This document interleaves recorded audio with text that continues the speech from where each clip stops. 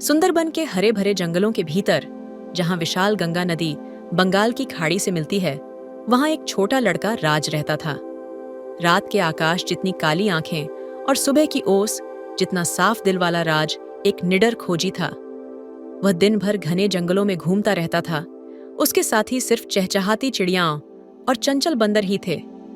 एक दिन जब राज जंगल के भीतर गहराई में जा रहा था, उसे एक ऐसा नजारा दिखाई दिया जिसने उसकी सांसें रोक दीं। एक शानदार बंगाल टाइगर, सूर्यास्त की तरह सुनहरे फर वाला, एक शिकारी के फंदे में फंसा हुआ था। बाघ डर और दर्द से भरी आंखों से क्रूर फंदे के खिलाफ संघर्ष कर रहा था। एक पल की देरी किए बिना राज बाघ के पास गया। उसका दिल डर और साहस के मिश्रण से धड़क रहा था। वह खतरे को जानता था, लेकिन वह इस शानदार जीव को पीड़ा में देखकर खड़ा नहीं रह सकता था।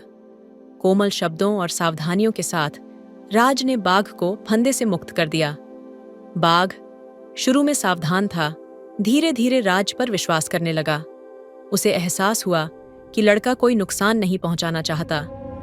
दोनों असंभव जोड़ी के बीच एक बंधन बन गया, जंगल के दिल में गढ़ा गया एक बंधन।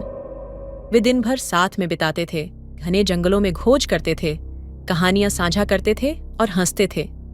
राज और बाघ की दोस्ती की खबर पूरे गांव में फैल गई।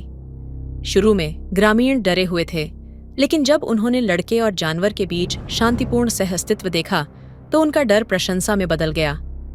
राज के साहस और करुणा ने न केवल एक शानदार जीव को बचाया, बल्कि मनुष्यों और वन्य जीवों के बीच की खाई को भी मिटा दिया।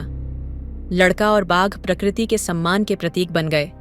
उनकी कहानी ने सुंदरबन के लोगों को और निवासियों की रक्षा के लिए प्रेरित किया। और इस तरह राज और उसके बाघ दोस्त की कहानी हरे भरे जंगलों में गूंजती रहती है। दोस्ती की शक्ति मनुष्यों और जंगली जीवों के बीच के स्थायी बंधन का प्रमाण है।